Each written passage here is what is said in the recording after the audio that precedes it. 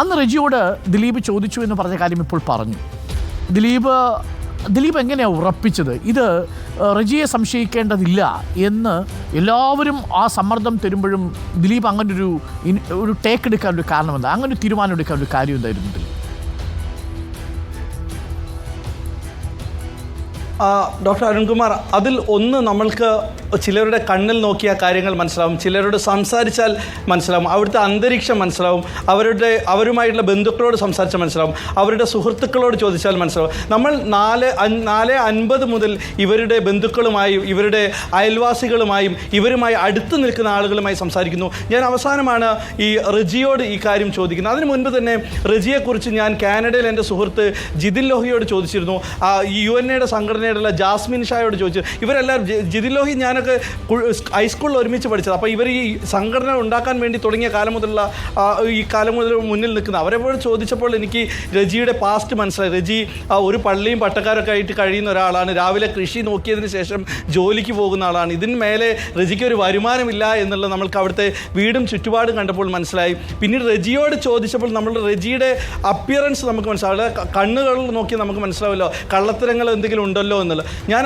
ചോദിച്ചു, ഇതിൽ എന്തെങ്കിലും റെജി ഈ പറയുന്നതിൽ എന്തെങ്കിലും ഉണ്ടോ, എന്തെങ്കിലും പൊരുത്തക്കേടുകൾ ഉണ്ടെങ്കിൽ പറയണം, എന്തെങ്കിലും തെറ്റുകൾ ഉണ്ടെങ്കിൽ പറയണം, നമ്മൾ നിങ്ങളോടൊപ്പം നിൽക്കുകയാണ്.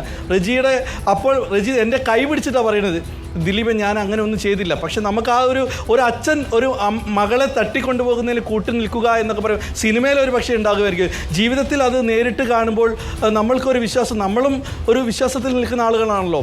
അപ്പോൾ എല്ലാം വിശ്വസിച്ചുകൊണ്ട് റെജിയെയും ആ നാട്ടുകാരുടെ എല്ലാവരുടെയും അഭിപ്രായങ്ങൾ കേട്ടുകൊണ്ട് മറ്റു മാധ്യമങ്ങൾ, എൻ്റെ തൊട്ടടുത്ത് നിൽക്കുന്ന ആളുകൾ, അന്ന് മാധ്യമങ്ങൾ നിര നിന്ന് വാർത്ത റിപ്പോർട്ട് ചെയ്യുമ്പോൾ റെജിയെ കുറ്റപ്പെടുത്തി, എൻ്റെ വലതുവശത്ത് ഇരിക്കുന്ന ആളും ഇടതുവശത്ത് നിൽക്കുന്ന ആളുകളും റെജിയെ കുറ്റപ്പെടുത്തി, UNA സംഘടനയൊക്കെ പറയുമ്പോഴും ഞാൻ റെജിയുടെ നിരപരാധിത്വം അല്ല, റെജി ഇതിലില്ല എന്നുള്ള കാര്യങ്ങളാണ് വ്യക്തമാക്കി പറയുന്നത്. അപ്പോഴും എൻ്റെ അടുത്ത് നമ്മുടെ ആളുകൾ പലരും പറയുന്നുണ്ട് ഒന്നും കൂടെ നോക്കിയാൽ പോരെയെന്ന്.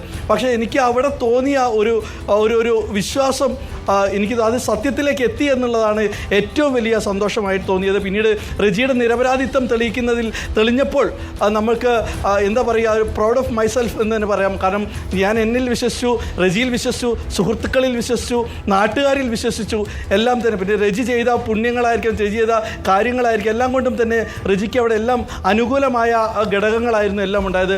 ഈ വാർത്ത നൽകിയ അന്ന് മുതൽ ഇന്നും ആത്മബന്ധം സൂക്ഷിക്കുന്നുണ്ട്. ആ ഒരു സത്യമായ വാർത്ത കൊടുത്തതുകൊണ്ട് ഇപ്പോൾ ആത്മബന്ധം റെജിയായിട്ടും കുടുംബമായിട്ടും എല്ലാം കൊണ്ടും. ഞാൻ കോഴിക്കോടുകാരനാണ്. കൊല്ലത്തെത്തിയപ്പോൾ നമ്മളെ സുഹൃത്ത് ബന്ധങ്ങളിൽ റെജിയും കുടുംബവും വന്നു എന്നുള്ളതും ഒരു സന്തോഷകരമായ ഘടകമാണ്. Arunkumar, thank you Dileep. എനിക്കൊന്ന് ഉണ്ണി ബാലകൃഷ്ണൻ ആണ് അന്ന് ഡെസ്കിൽ